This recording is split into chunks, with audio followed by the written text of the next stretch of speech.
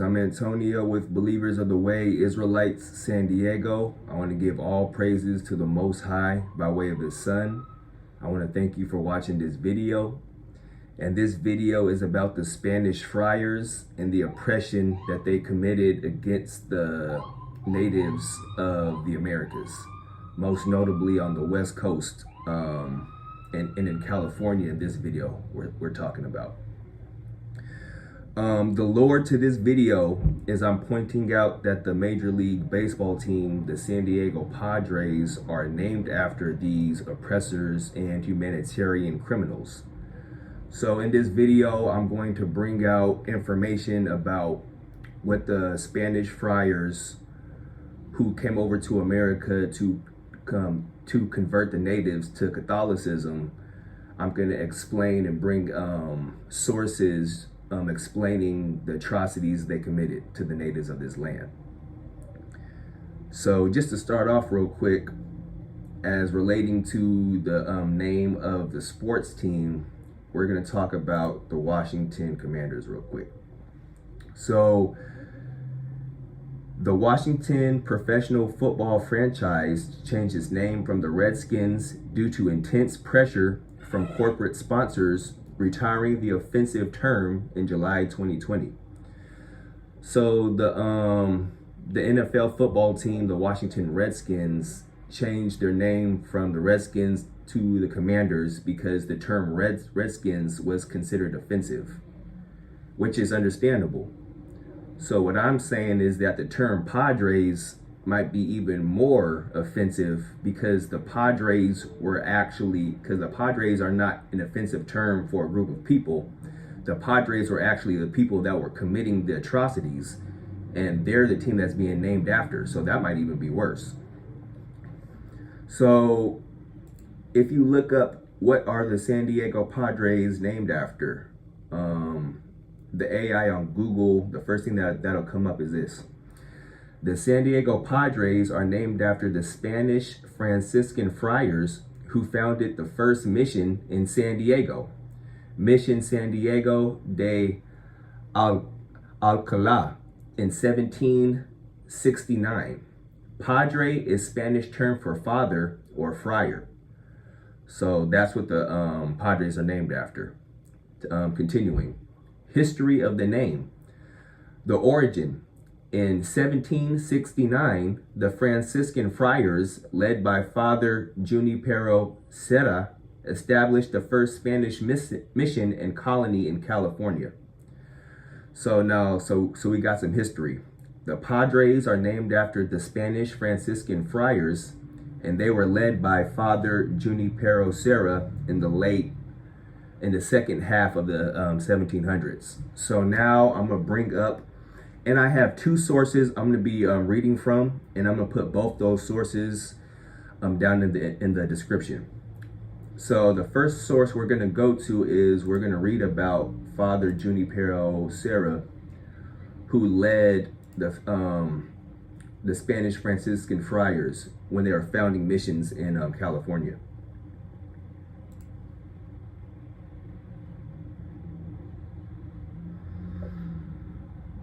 Okay, so this is my first source, and I'm gonna start right over the paragraph that's titled "Whipping and Death as Spiritual Benefit." On July 31st, 1775, Father Junipero Serra sent a letter to Spanish military commander Fernando Rivera y Moncada, requesting that 4 Indians who had tried to flee from Mission Carmel be whipped. He also offered to send shackles in case the commander didn't have any. And then this next part is a quote, which is in quotation marks. 2 or 3 whippings, which your lordship may order applied to them on different days, may serve, for them and for the rest, for a warning, may be of spiritual benefit to all. And this last is the prime motive of our work. If your lordship does not have shackles, with your permission, they may be sent from here. I think that the punishment should last 1 month. On January 7th, 1780, Sarah wrote a letter to then Governor of California, Felipe de Neve, defending his practice of whipping the natives. Once again, a quote, that the spiritual fathers, friars, should punish their sons, the Indians, by blows appears to be as old as the conquest of these kingdoms. Governor Felipe de Neve envisioned a secular future for the missions where the Indians would be freed and granted basic human rights. He wrote that the Indians' fate was worse than the slaves. So this governor that was corresponding with Father Junipero Serra was saying that these natives in these missions had a fate worse than that of slaves. And we also see that earlier in here, Father Junipero Serra was recommending whippings for the natives, and he felt that it would be a spiritual benefit for them to be whipped. So, and once again, this is the man that was leading the Spanish friars that was setting up missions in California. All right, so we're going to continue reading on here. So we know that the Spanish friars, and especially the one who is leading them, Father Serra, they had no issues with punishing the natives by whipping them. And even the governor of California felt that life on these missions was worse than that of slaves. Continuing reading. Due to mistreatment, confinement, and widespread diseases for which the natives had no immunity, the mission Indians began to die in huge numbers. Rather than mourn them, however, Sarah was happy to see so many newly baptized souls go to heaven. In a report dated July 24th, 1775, to Friar Francisco Pangua, his superior, Sarah wrote, "In the midst of our little troubles, the spiritual side of the missions is developing most happily. In Mission San Antonio, there are simultaneously two harvests, at one time one for wheat and of a plague among the children who are dying." So in these missions, the living conditions weren't the best, and a lot of times they would get diseases, and a lot of natives would die off. And Father Serra, he was not so much concerned about that as he was happy that other natives were getting baptized into the religion. So, so this would be an indication that he didn't value the natives' lives equal to other humans. So to get further context on the living conditions within these missions, we're going to go to our second source, and we're going to read from pages 27 through 29 on this second source. The second source is called Native Californians in the Mission Period. All right. The most well-documented incidences of neophyte women in the missions is that they were confined into dormitories called monjerias, or nunneries, that were in most cases unsanitary, cramped, and severely lacking in privacy. According to Stoddard, girls older than 9 years and all unmarried or widowed women, including women whose husbands were temporarily absent, were confined in this space with very little ventilation, poor light and heating facilities, and sometimes bedless. As many as 250 women were held in this facility at a time. Each person was provided a space of 7 feet by 2 feet. So that's very small. 2 feet by 7 feet is the place that each person would get. The monjerias were locked up every night to prevent anyone from going in or coming out. Men and boys were also placed in dormitories, but unlike women, as Fogel explains, they were not restricted to their quarters during the night and were allowed to move about freely in the evening. Yet women weren't permitted that type of leisure, not even during the daytime. They even had to do their laboring tasks in the monjerias such as weaving on the looms that were stationed indoors. Robert Heiser's explanation coincides with both Stoddard and Fogel regarding the function of the Monherdia. These facilities were meant to stop any possible engagement of sexual activity. The Franciscans justified their actions believing that confining girls to their quarters was the best way to prevent acts of rape or premarital sex by soldiers, settlers, or other male neophytes.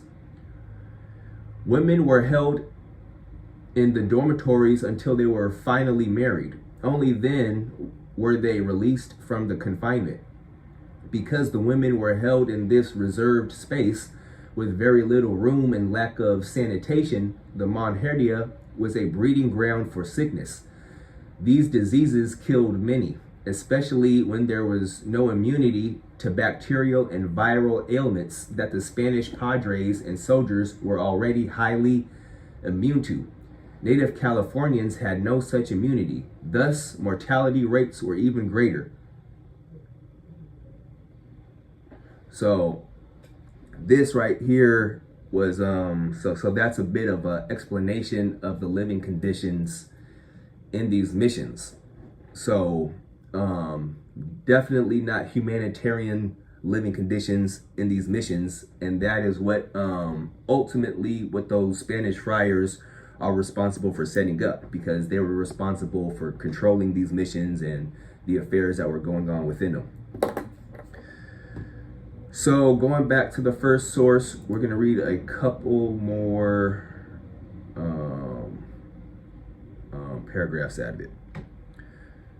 So on the second source, the next section is titled "A Species of Monkey," because the Spanish friars were also they also had racist views.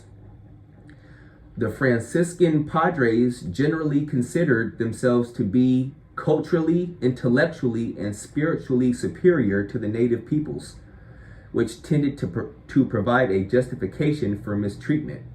Friar Geronimo Boscana, stationed at Mission San Juan Capistrano, writes, "The Indians of California may be compared to a species of monkey, for in naught do they express interest except in imitating the actions of others, and particularly in copying the ways of the Razon, men of reason, or white men." Father Sarah's successor, Friar Furman, also considered the Indians to be akin to lower animals. In 1786, Furman wrote, "They satiate themselves today and give little thought tomorrow. A people without education, without government, religion, or respect for authority, and they shamelessly pursue without restraint whatever their brutal appetites suggest to them."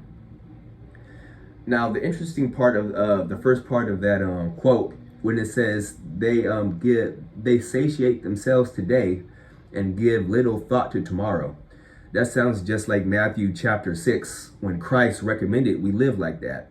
But the white man thinks that that's a bad way to think about. He wants you to be stressed out every day about the next day. Anyways, so that's that. So the Spanish friars had racist views of the natives. All right, so the next section we're going to go to is called de facto slavery.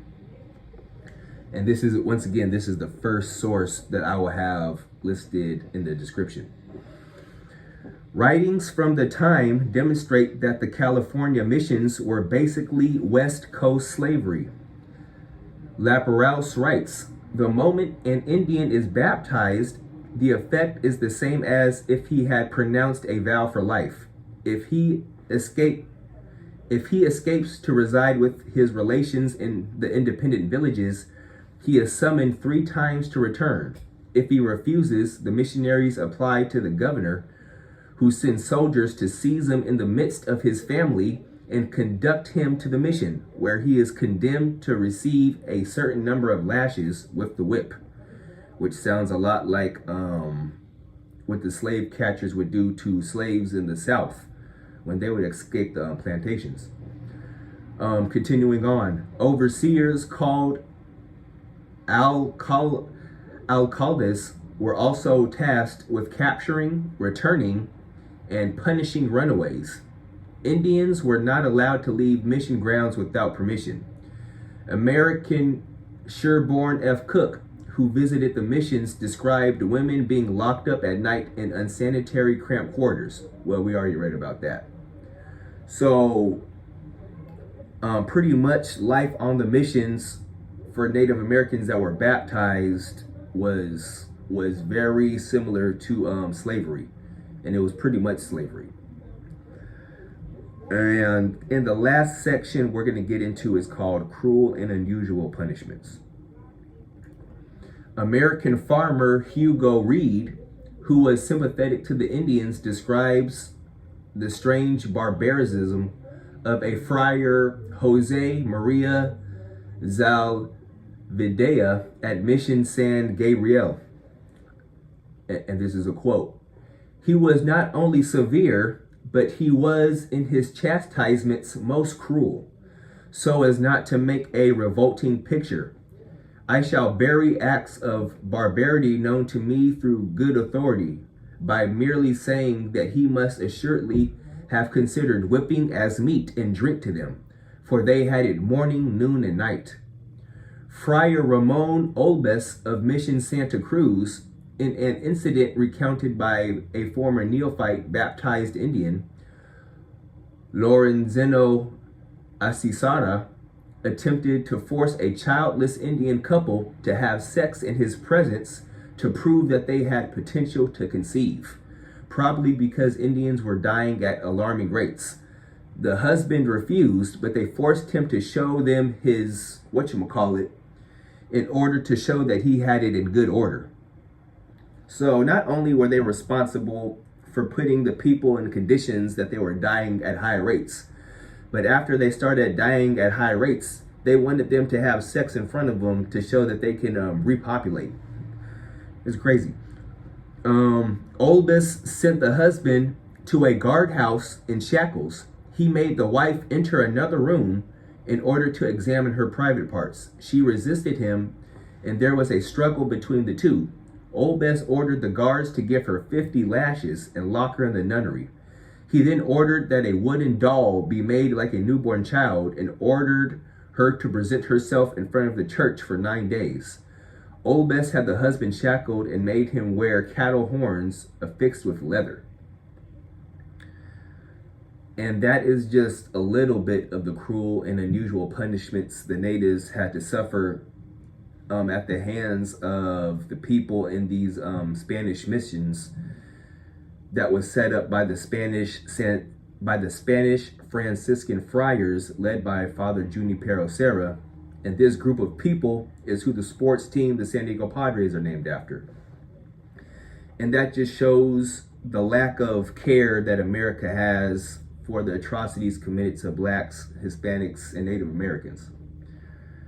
But that's just a quick video talking about oppression that the natives went through in this land, and different ways to bring it up. So I hope that was edifying. If you learned something new, I'm glad, and thank you for watching.